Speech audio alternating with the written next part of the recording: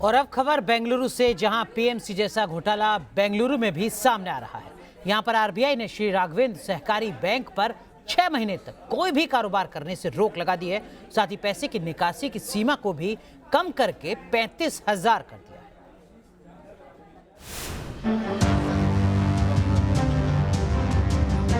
Bank के बाहर लंबी कतार, जो जहां था बस वहीं से बैंक की ओर दौड़ पड़ा। किसी की पूरी जमा पूंजी है, 15 to 20 lakhs। सालों की कमाई पर आंच आई तो लोगों की पेशानी पर बल पड़ गए। पीएमसी घोटाले से अभी देश उबरा भी नहीं है कि एक और घोटाले की बू आने लगी है।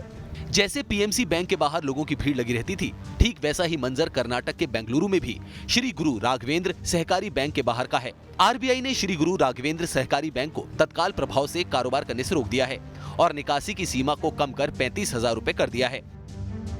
जिसके बाद जिन लोगों का इस सहकारी बैंक में अकाउंट है, वो बैंक की ओर दौड़ पड़े।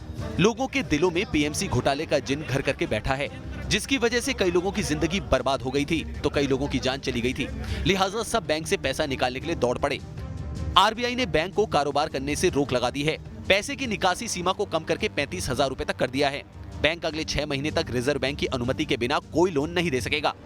पीएमसी घोटाले के दौरान भी बैंक पर ऐसी ही पाबंदियां लगाई गई थी और बैंक के बाहर पैसे निकालने के लिए लोगों की कई दिनों तक लाइनें लगी रहती थी।